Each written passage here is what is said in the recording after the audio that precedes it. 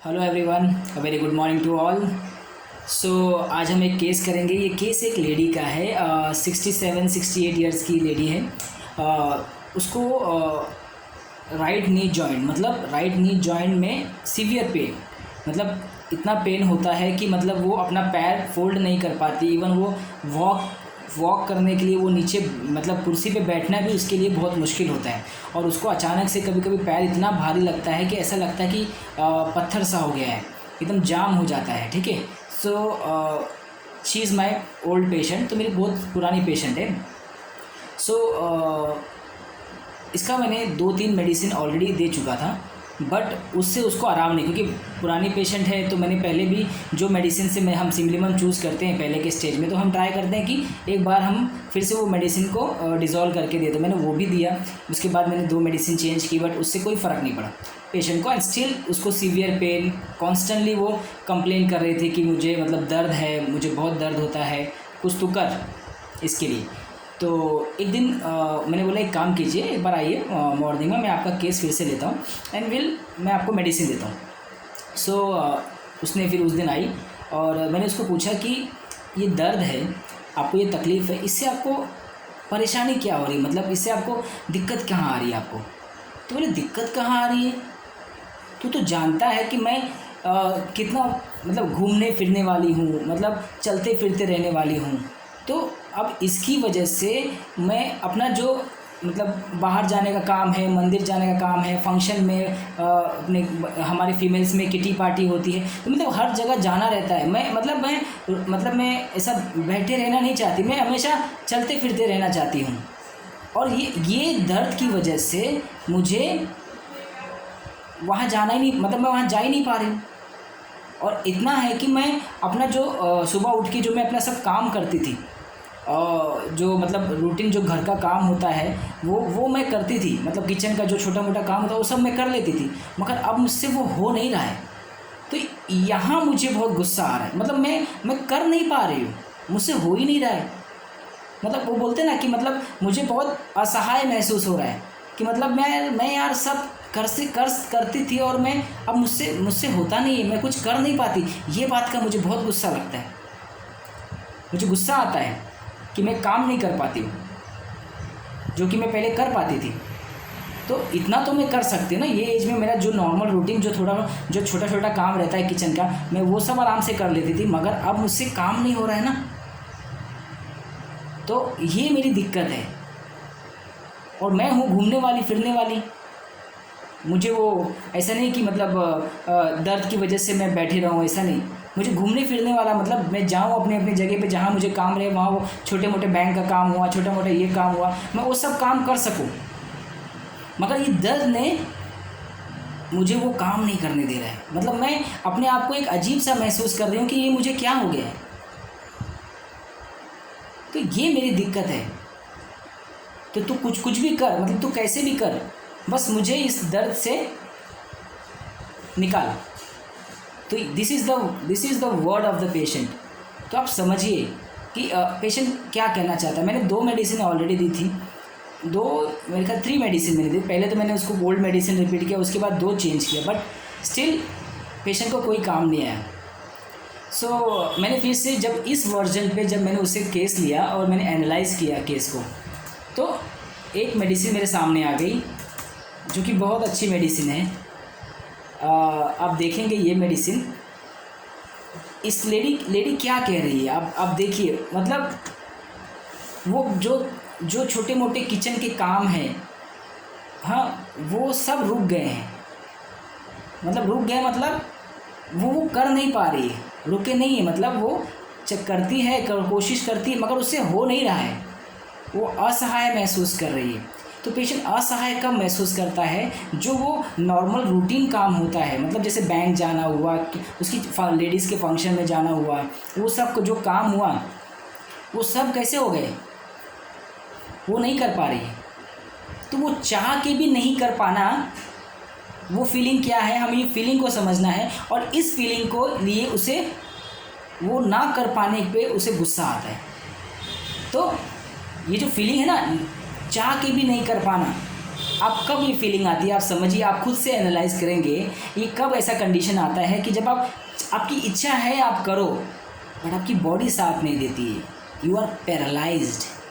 तो ये पैरालाइज्ड की कंडीशन, ये हेल्पलेस की कंडीशन है। मतलब आप चाह के भी नहीं कर पाते हो, आपकी इच्छा बहुत है कि मैं ये कर लूँ, ये उठ के कर लूँ, ये मेरा काम है, ये मेरा रूटीन है, ये मेरा सब बेसिक है, मैं कर लूँ फटाफट, मगर वो आप चाह के भी आपको, क्योंकि आपको वो करने नहीं दे रहा है, क्योंकि बॉडी गई है काम से, बॉडी कोलैप्स हो गई, पैरालाइज्ड हो गए ना आप, फिजिकली आप पैरालाइज्ड हो, आपका पैर नहीं चल रहा है, तो यू आर पैरालाइज्ड। तो ये बात को उसको सोच के गुस्सा आता है कि मैं कर नहीं पा रही, तो अपने आप को पैरालाइज्ड फील करिए, ठीक है।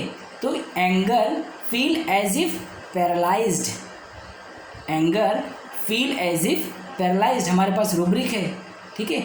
और सेकेंड रूब्रिक है anger work cannot work, anger work cannot. अब इसको ऐसे पढ़िए, एंगर कैनॉट वर्क, इसने बोला ना मैं काम नहीं कर पा रही हूँ, जो छोटे मोटे किचन के काम थे, जो मेरा रूटीन था, मतलब मैं रोज़ उठ के कर लेती थी, मगर वो भी मुझसे नहीं हो रहा है, दिस इज़, वो सोच के मुझे गुस्सा आता है। तो एंगर कैनॉट वर्क हमारे पास बहुत ब्यूटीफुली रूब्रिक है रेपर्टरी में, बस आपको वो वर्जन कैच करके आपको डालना है रेपर्टरी में, आपको वो क्लिक होना चाहिए पेशेंट बोलना क्या चाहता है, ठीक है। और क्या बोल रही, मैं घूमने फिरने वाली हूँ, ठीक है, पार्टी में जाना, फंक्शन रहता है, बैंक जाना, शी वॉन्ट्स टू ट्रैवल, उसका एक लोकेशन फिक्स है यार, पार्टी में जाना है, ठीक है, फंक्शन में जाना है या फिर बैंक जाना है, तो वो ऐसे करना चाहती है ना।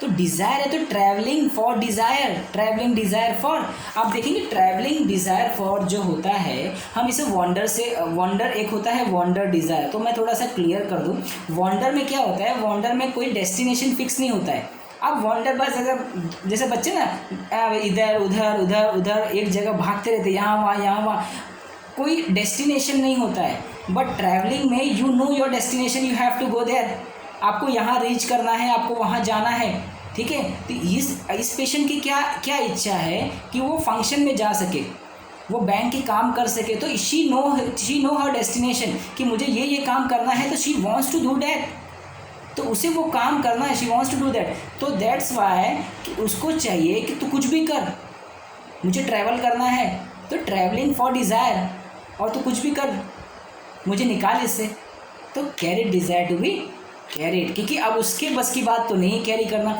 आप कैरी कब करते हो, व्हेन यू सपोज टू, आप खुद नहीं कर पा रहे हो, तो आप अपना बोझा किसी और पे डाल के यू वांट्स टू कैरी, तो मतलब आप चाहते हो कि वो पेशेंट चाह रहा है कि तू कुछ भी कर, तू मुझे निकाल, वो मेरे सहारे, होम्योपैथी के सहारे, she wants to come out of this condition.